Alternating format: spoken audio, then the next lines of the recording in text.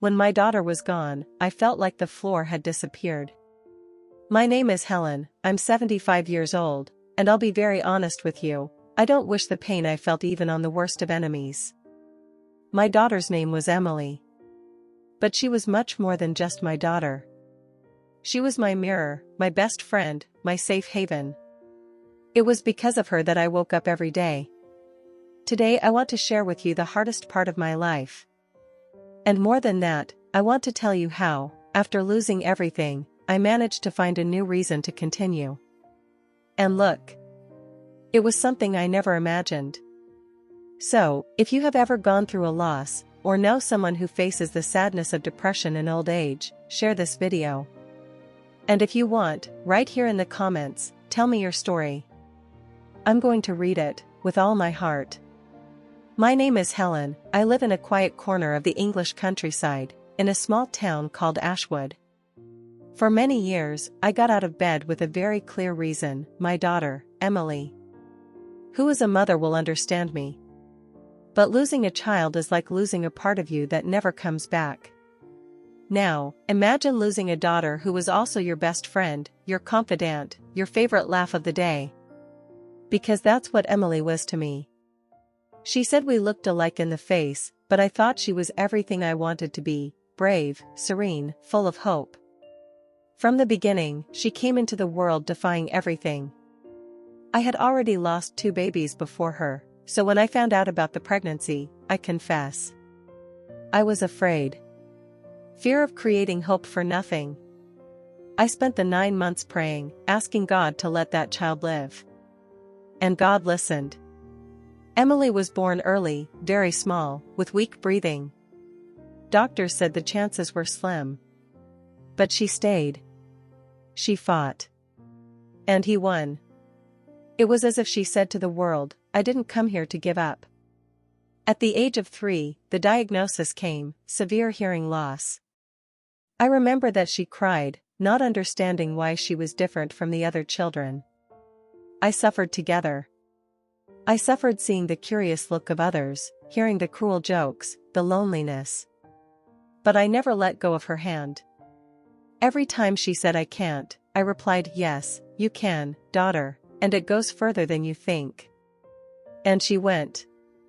With a lot of effort, we got the hearing aids. She learned to read lips, to communicate, and more than that, to stand out. She became a reference at school, loved by teachers. I will never forget the day she was valedictorian in high school. The whole gym was silent, and there she was, beaming, saying, every obstacle is like a stone in the way. If we step hard, it helps us climb higher. And she lived like that. Turning pain into strength. Silence and love. After graduating, she chose to be a speech therapist. I wanted to help other people with hearing impairment. And he went further, he created an NGO to provide free support to needy families. My pride was huge, but at the same time I asked myself, how can a girl who has suffered so much shine so much? But that was Emily. When she smiled, it seemed that the world gained color. Even after being married to Daniel, even taking care of her 2 young children, she never left me aside. Every day, without missing one, she called me.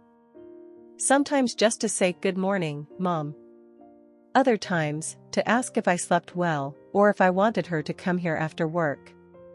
I said, daughter, you already have so much, you don't have to worry about me. And she would say, worrying about you is part of my life, Mom. She knew from my hello if I was sad. If I spoke slowly, she would already appear with soup, hugs and cuddles. And when she was the one who needed affection, it was here, on my couch, that she threw herself. Because this was home. Here it was peace. And now that she's gone, silence screams. But still, I found that she never stopped taking care of me. She would lie down on the sofa in the living room, put her head in my lap and say softly, only here can I feel peace. Our relationship was one of those that you don't see much out there. There was love, there was affection, but there was also truth. We argued, like every mother and daughter. But even in the fights, he had affection. After the misunderstanding, there was always a hot coffee, a piece of cake, a sincere apology, sometimes even a note left on the table with her handwriting saying, "I love you, see?" It was simple. It was beautiful. It was every day. Until the day everything stopped. But calm down. I'm not going to talk about that day yet. Because before I tell you how everything turned upside down, I needed to show you how it was before. Because only those who know the greatness of the love that was ripped away understand the size of the pain. I always knew Emily was different. From a very young age, she looked at me in a way that made me feel that she saw beyond. He had a curious, deep look, as if he were trying to understand the world with more than just his eyes. She wasn't just smart. He was sensitive. Intense. When we found out about her hearing loss, I blamed myself. I felt like I was failing as a mother. I spent nights awake, with my head racing, wondering if I could have done something different, if I failed to protect her. But she, so small, I already knew how to console myself.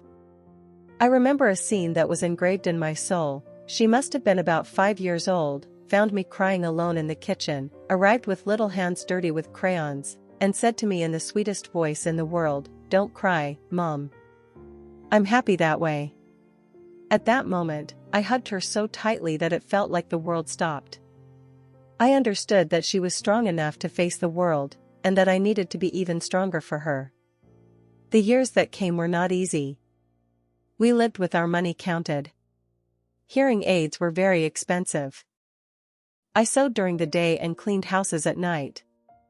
I had back pain, yes. But I never complained. Because every penny saved was by her. There was a day when I sold my only gold ring, my mother's inheritance, just to pay for an important exam for Emily.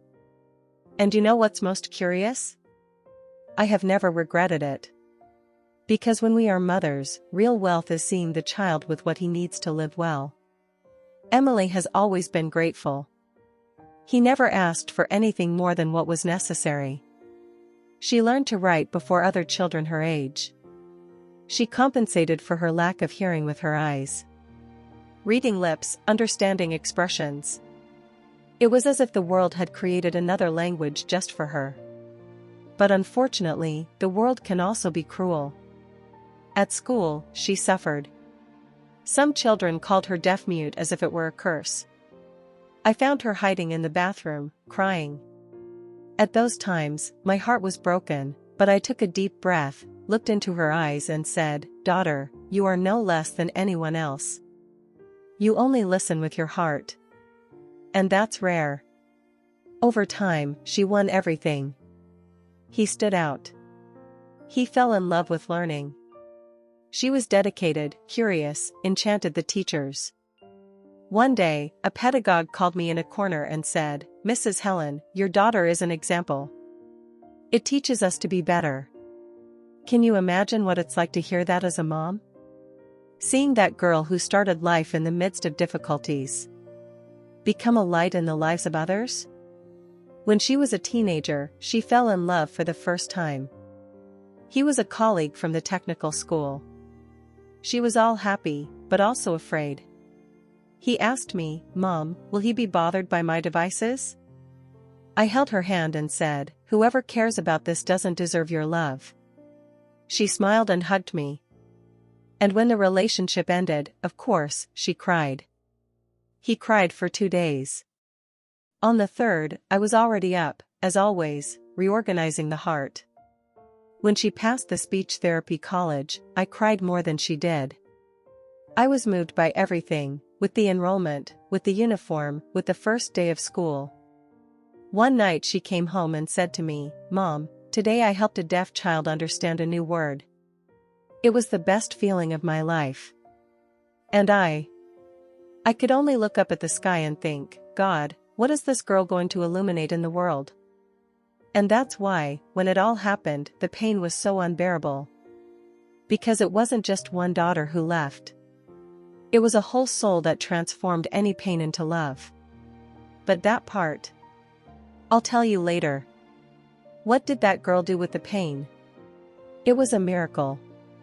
Even with all the troubles, crowded buses, internships without earning anything, tight bills, Emily never complained. Never. And I made a point of including myself in everything. I read the college texts out loud, said it was to train. But deep down, it was just to be with me. He called me to be a guinea pig in lip-reading exercises, and sometimes he woke me up in the middle of the night just to tell me a new idea he had in class. And even when sleepy, even tired, I listened. He always listened. Because she taught me something that changed everything in me. Overcoming is not living without pain. It is deciding to live, despite the pain. And she decided that every day. On graduation day, she looked at me with watery eyes and said, "Mom, now I want to be to others what you were to me."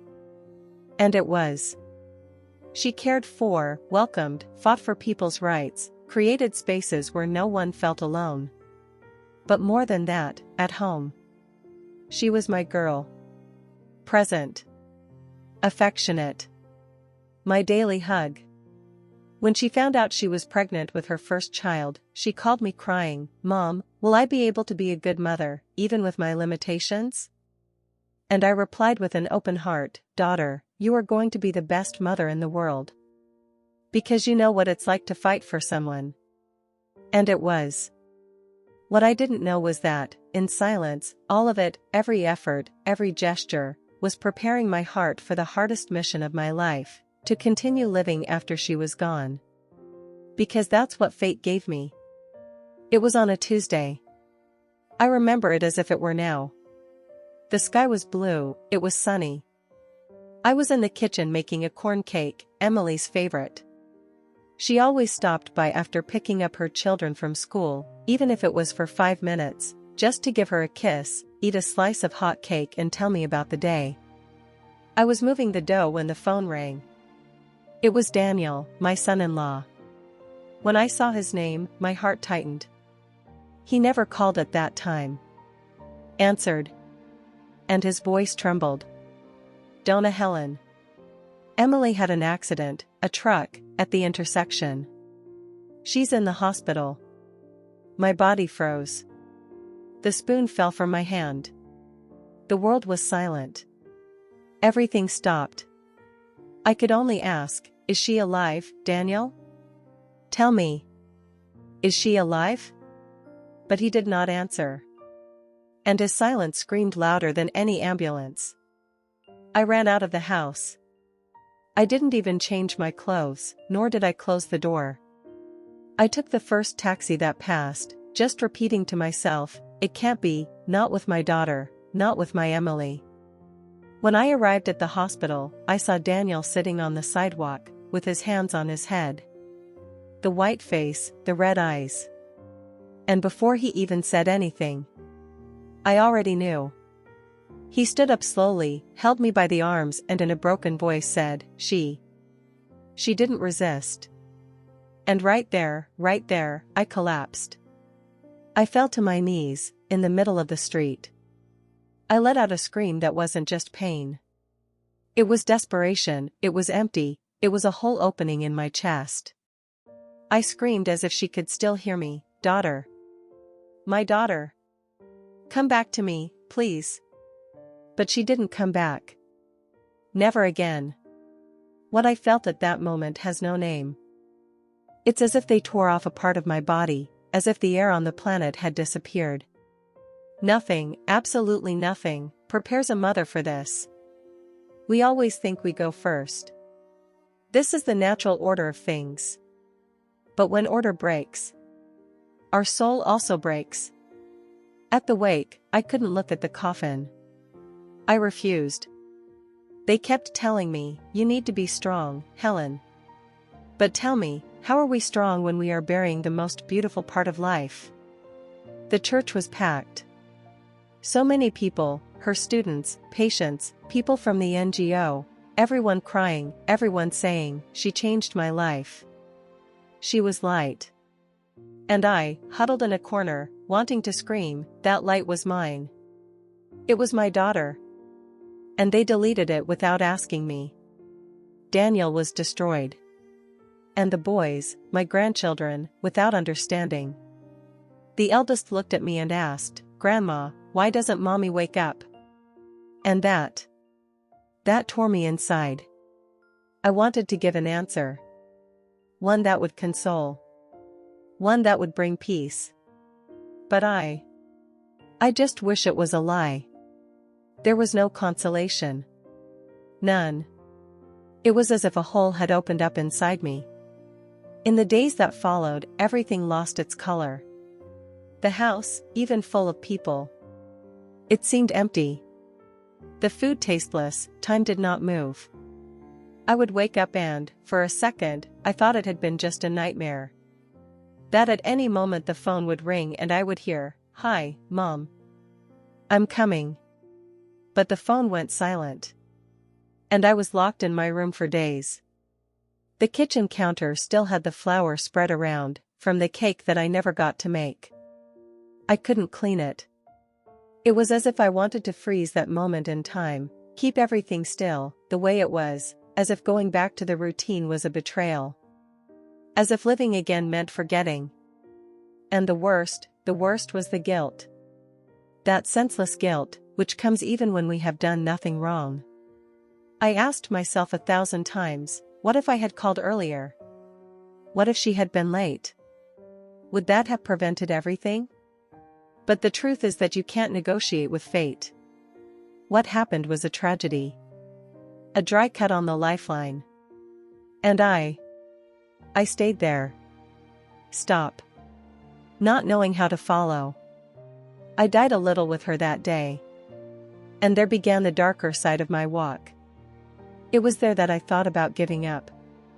To disappear. The silence screamed. Too high. Even God seemed far away. But as strange as it may seem, it was there, at the bottom of the well, that the process of pulling me back began, slowly. In the days following Emily's burial, I ceased to exist. It wasn't all at once. It was gradually. First, I stopped answering the phone. Then I stopped opening the windows. Then, I even left the shower aside. When I realized it, I no longer spoke to anyone. I just breathed. Why live? I really lived, I didn't. It seemed that the world had moved on, but I had stood still, forgotten, like a shadow inside the house. People came to visit me.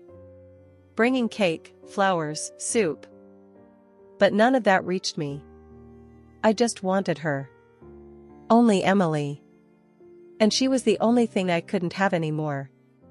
The house became a field of silence. But it was not a silence of peace. It was a silence that hurts.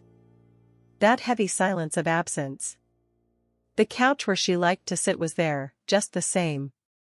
The coffee mug with the cracked bottom was still on the shelf. Voice messages. Oh, I listened nonstop. He closed his eyes and put it in his ear as if that would bring her back. Sometimes, in the middle of the night, I would hear my name, Mother. And I swore it was her. I ran around the house. And it wasn't. It was just emptiness playing with me. My faith, which has always been my ground, began to fall apart. I asked God, why? Why her? Why now? But there was no answer. Only more silence. More tears. More empty. There were days when I didn't even remember to eat. Daniel would come with the boys, knock on the door. And sometimes I couldn't even get out of bed. And the dreams, my God, dreams. Nightmares where she was stuck in the car, looking at me with fear, asking for help with her eyes. I woke up screaming. Then he would spend hours, in silence, looking at the ceiling, with his pillow soaked. Until, one day, I looked in the mirror, and I didn't recognize myself. That wasn't me. It was all that was left. An empty shell. Daniel tried to help me. Carefully. With patience. Even destroyed, he still found the strength to ask me if I wanted to go out, take a walk with the boys, get some air. But I always said no. I didn't want a street. I didn't want people. I didn't want to laugh. I wanted her. And worst of all, it was Sunday. It has always been our family day. Lunch on the table, pot on the stove, children laughing, running around the room. But now Sunday, it was just the noise of the clock on the wall. A cruel tick. Slow. Lonely. Sunday turned into torture. And it was on one of those Sundays that something different began to happen. I was sitting on the kitchen floor, hugging a tablecloth. It wasn't just any towel, it was the one Emily gave me on my last birthday. It had hand-embroidered sunflowers. She said, "For you to remember me whenever you go for coffee." And there I was, on the floor, crying like a child, as if that cloth was my last piece of her. It was on that day that the scariest idea crossed my mind. The pain was so great that I thought about giving up everything. Life no longer made sense. Nothing else made sense. And I started talking to God. But not with beautiful prayers, they were screams. It was anger. It was crying. I said, "The Lord took her, now it takes me too. Because I don't know how to live like this anymore." I think it was there, at the darkest bottom of the well, that something started to move. Maybe the scream was so true, so painful, that a little crack in the sky opened to hear me. The next day, Daniel showed up at home with the boys. And for the first time in a long time, I looked into their eyes. I saw Emily's face there. In the gestures, in the laughter, in the way the youngest frowned. It was as if she was in pieces, scattered on them. When the little one, Lucas, grabbed my legs and said, "Grandma, Mommy said you're the strongest grandmother in the world," my heart broke again. But this time, to open up. I didn't know it yet, but that small hug was the beginning of my way back. That night, I lay down and kept his phrase in my head, "Mom said you are the strongest grandma in the world." How could she still say that about me, even after everything? Even after my escape, my silence, my pain? It was as if an ember, almost extinguishing, had rekindled inside me. And I remembered who I was.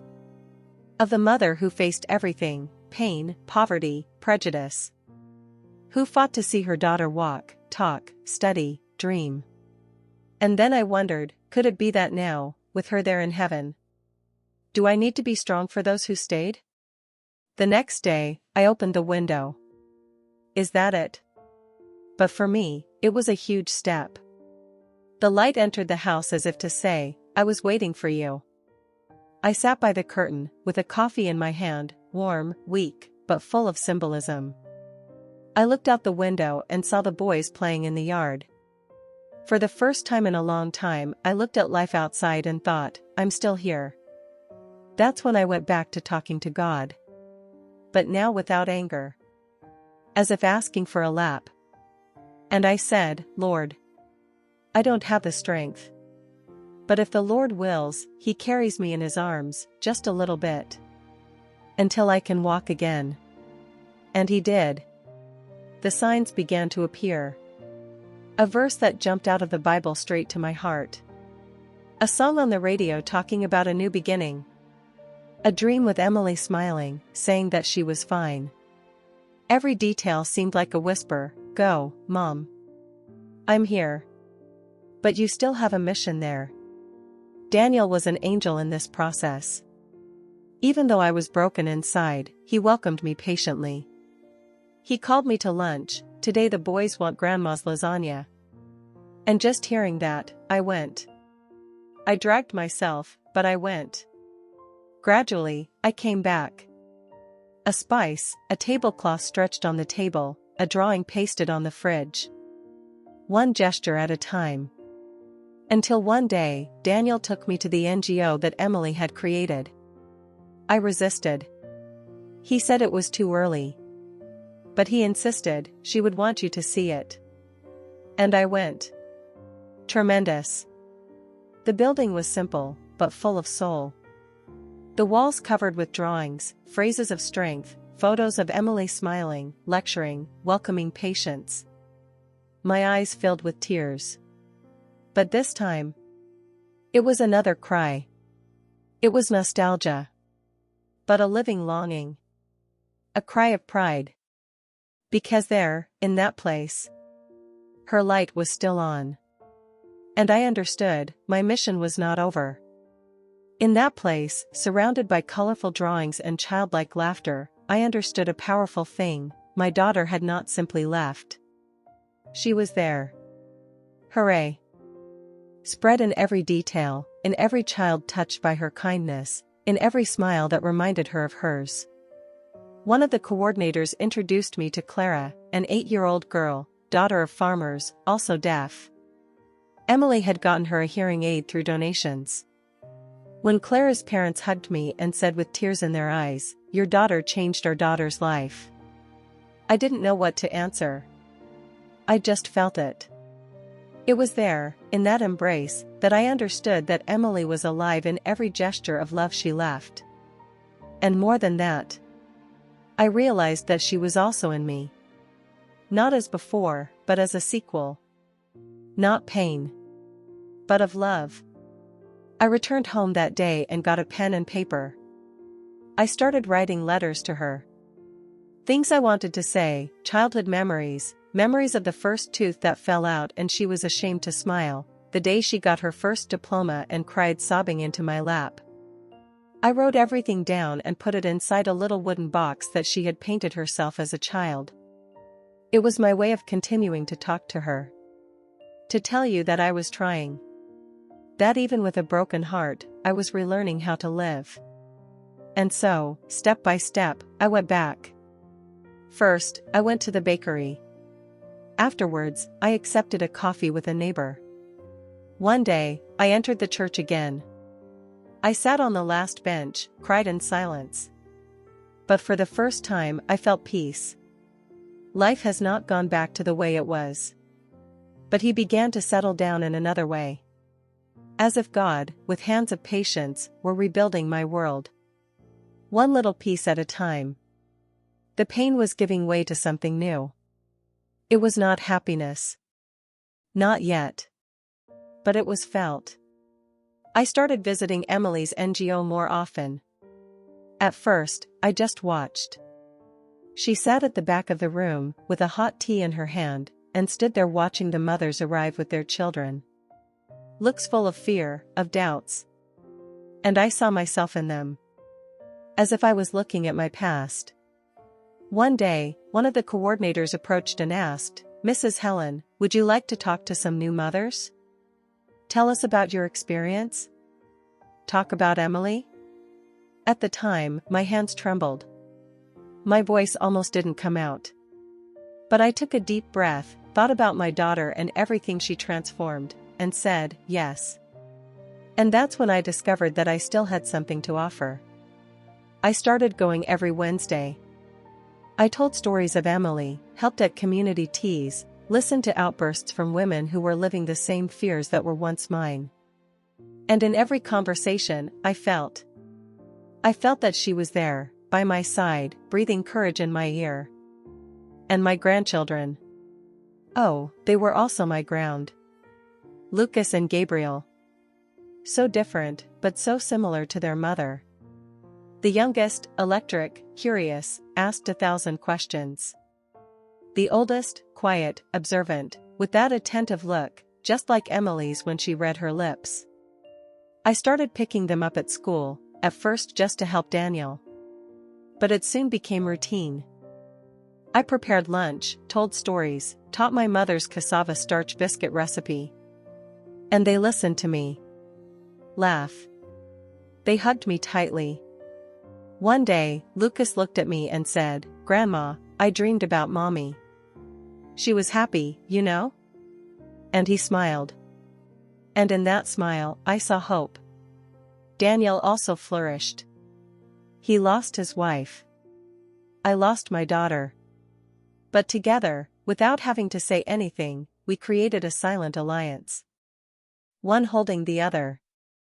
He started coming every Saturday with the boys.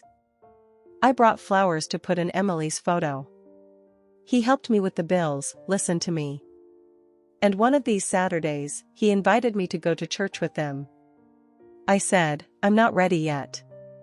And he replied calmly, "But maybe, wherever you find yourself again." I went.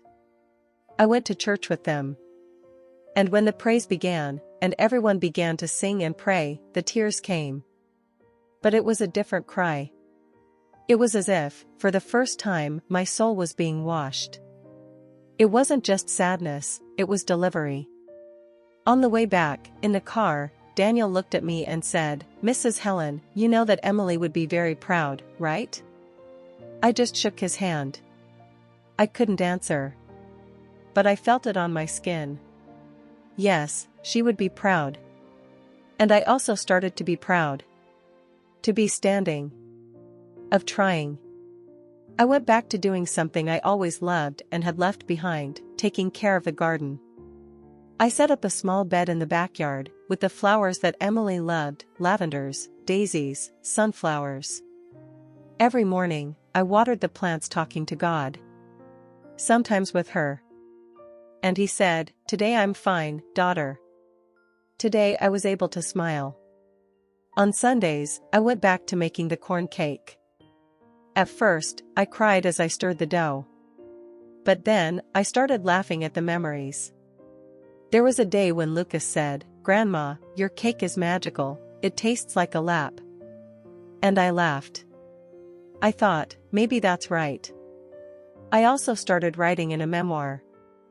I wrote about Emily's childhood, our conversations, the difficult moments we overcame together. It was like leaving a legacy to my grandchildren. So that, in the future, they would know who their mother was, and who I was. The woman who fell, but did not give up. The woman who chose to transform longing into mission. I understood that my task now was this, to tell. To tell what was, what is, what still pulsates. To carry forward the most beautiful inheritance that Emily left, not that of goods, but that of values. Of courage. Of empathy. One day, leaving the NGO, a girl with a baby in her arms stopped me on the sidewalk. "You're Emily's mother, right?" I said yes. And she, with her eyes full of water, replied, "She changed my life. And now you're changing too." I came home with a full heart. I took my notebook and wrote, "Today I managed to transform longing into a mission." The pain became a bridge. And then I understood once and for all, some pains don't go away. They transform. There is not a single day that I don't think about my daughter. But that pain that once crushed me. Today he teaches me. She reminds me that all that was real. Every hug, every laugh, every sleepless night because of the fever, every piece of advice at the kitchen table, all of this existed. And there is. Inside me. The longing continues, but it is no longer absence. It is a new form of presence. Emily is still with me. Not the way I wanted. But the way I need it. She's in the words I repeat to the boys. In the mothers I welcome in the NGO. In the songs I listen to while I take care of the flowers. She's here. Life, after such a loss, does not go back to the way it was. But it can reinvent itself. And that's what I learned. One day at a time.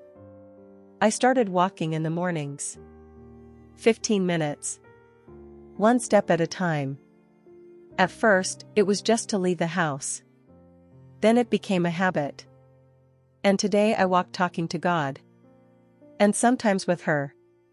I speak softly, as if she were walking next to me. "Look, daughter. That flower looks like that dress you loved." Or, "Today I managed not to cry. Can you believe it?" And sometimes, I even laugh.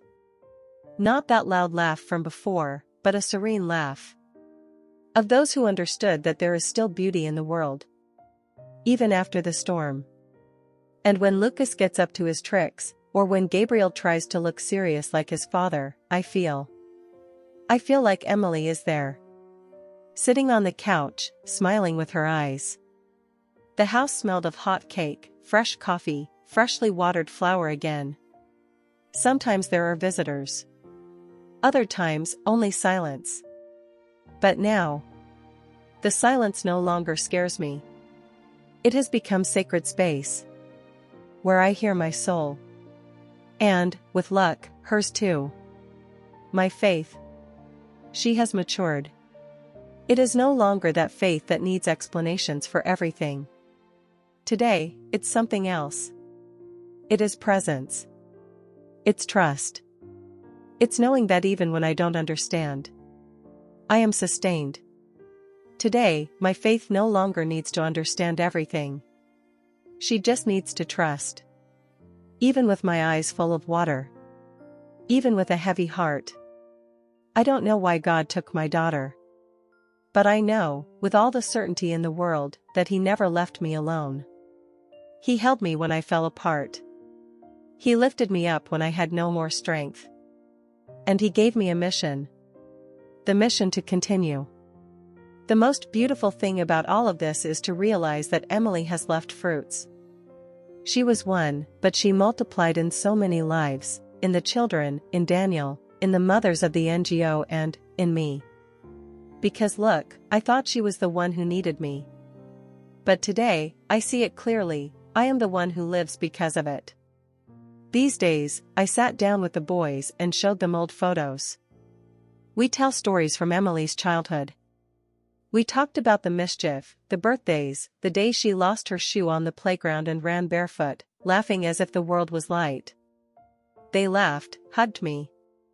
And Gabriel, the eldest, looked at me and said something that broke my heart, "Grandma, when I grow up, I want to be like my mother. And just like you." At that moment, I understood. The mission continues. Emily taught me, without even realizing it, to live after pain. To continue even with my heart in pieces. And now I'm the one who teaches. Not with ready-made speeches. But with small gestures, the cake in the oven, the flower planted with affection, the attentive ear, the patience with the other's time. These are simple gestures, but that's how I continue to love. Because love, it does not die. He only changes his clothes. Sometimes it wears silence. Sometimes he wears nostalgia. But it's still love. And today, at 75 years old, I can say without fear, I am a woman in reconstruction. A mother who lost, yes. But he also won. Because the love that Emily left. Nobody can take this one out of me. After everything I experienced, I felt in my heart that I couldn't leave this world without leaving something written. Something that would tell our story. Not only the sad part, but the beautiful part too. The part of fighting, of faith, of overcoming. The story of a mother who fought for a daughter. And of a daughter who returned all this in the form of light. I started writing. At first, it was just loose notes, in an old notebook, with shaky handwriting and teary eyes. But then, the words began to flow. As if they were waiting for me. Each memory was a seed. Each sentence, a way of sewing the past with the future. I wrote about Emily's childhood, about the doctor's appointments, the sleepless nights, the pride in seeing her graduate. I wrote about the day of the accident. This one I had to rewrite many times, until I was able to finish it without falling apart. And I wrote about the after. The after that hurts, but it also teaches. I don't want to make a book out of it. I don't seek fame. I just want to leave you with a gift. A diary of love. Something that boys can read when they are adults. Something that says, your mother was extraordinary. And the grandmother, tried to be, despite the falls. I'm afraid, yes. Fear of being forgotten. To turn just a dusty photo on top of some furniture. But then I look at those two, Gabriel and Lucas, and breathe a sigh of relief. Because I know they're going to take Emily with them. And, maybe, God willing, take a little piece of me too. The other day, Gabriel came with a school project. He had to talk about the most inspiring woman in his life. And I, of course, thought he would talk about his mother. But he looked at me seriously and said, "Grandma, can I talk about you too? Because you teach me every day to be strong." I held back my tears and said yes, that she would be honored. But when he left, I cried alone. In the bedroom. It was a light cry. Those that don't weigh. Washington. Sometimes I find myself looking at Emily's picture on the shelf. And I say quietly, "Daughter, I'm trying. One day at a time. I'm taking care of them as you'd like." And deep down, I feel like she listens. I don't know how to explain it. But there are days when the wind comes in through the window with the smell of lavender. The same smell of the soap she used. And I close my eyes and say, "Hi, my daughter. I felt you here. Thanks for not letting me give up." The faith that one day I thought I had lost, today it is my foundation.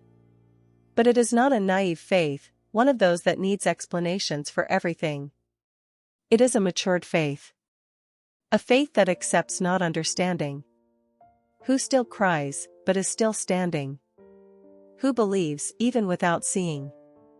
A faith that makes me truly believe that one day I will still find my daughter again. And that until that day comes, my mission is to love. Love those who stayed. To love what I can still build with what I have left. That's how I started coordinating a support group for bereaved mothers, women who, like me, lost their children, and, along with them, they also lost a part of themselves. When I sit in a circle with those women, many younger than me, I see clearly what my pain has become, bridge. They are moved by my story, and I with theirs. And there, between silent tears and tight hugs, we support ourselves. Because it's not about forgetting. It will never be.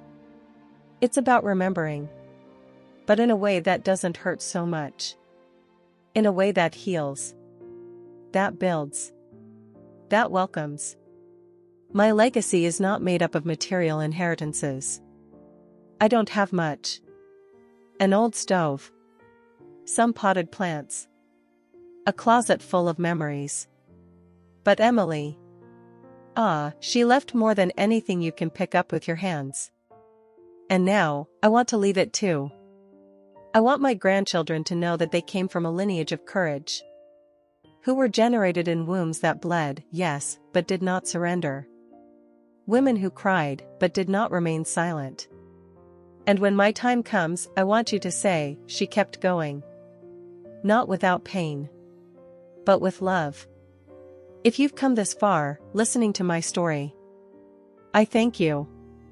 Not because it is extraordinary, but because it is real.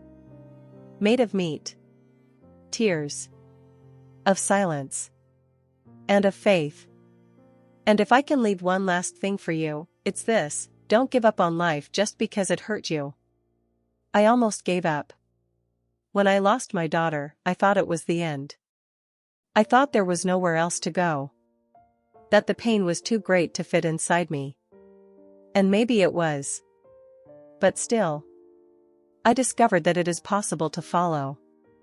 That it is possible to walk even with a broken heart. If you've ever lost someone you loved dearly, I understand you. If you wake up with an emptiness in your chest, I know what that is. If you've ever looked up at the ceiling and asked why, I also asked. And the answers don't always come as we expect. Sometimes, they come on the lap of a grandchild. In the smell of cake coming out of the oven. In the tight embrace of someone who really listens to you. In the faith that is slowly reborn, like a stubborn flower that insists on sprouting in the middle of the concrete. Today, at 75 years old, I can say, I'm alive. And more than that, I'm at peace. Not because the pain has passed, but because I learned to walk with her. I'm no longer the same Helen as before the loss. Today I am different. I am a marked woman, yes. But also stronger. More whole. Because inside of me, not only my story lives, but so is Emily's story. As long as I'm here, she will be too. And if you still breathe, it's because you still have a mission. It may seem small, simple, but it exists. Maybe your mission is to take care of someone, or forgive, or start over, or just continue standing. And, look, that's already a lot. You have value. Even on days when you feel forgotten. Even when the world seems deaf to your pain. You matter. Your story matters. Your love matters. Your existence has a place in this world. And if today you are at rock bottom, as I have been, I tell you, there's no shame in that. She just doesn't stay there alone. Let someone find you. Let God in. Let love do what it knows how to do, rebuild. Emily taught me this without even using words. Just by example. And now I just want to continue what she started. I'm Helen. Emily's mother. Grandmother of Lucas and Gabriel. And a woman who learned, with pain and faith, that even the greatest loss can become a seed, if we have the courage to water. If this story touched your heart, I want to make you a very special invitation. Stay with us here on the channel. Here, we give voice to the pain that the world usually hides. Here, we believe that every woman has value, even when life tries to turn off her light. If you also believe this, if you felt that this story spoke to your soul, then come with us. There are a lot of stories to tell. He has a lot of heart to reach. And if you want to get emotional once again, just click on the video that is now appearing on your screen. It's another real story, made of life, made of courage, made of love. And before you go, tell me here in the comments, which part of Helen's story touched you the most? And where are you watching it from? I'll love to read you, answer you, hug you with words. Because on this channel, you are not just another view. You are part of our circle, of our coziness, of our purpose. So leave your like, subscribe to the channel and activate the bell so you don't miss any story that can transform your day, or even your life. See you in the next video. Stay with God. And remember, your story also matters. Always.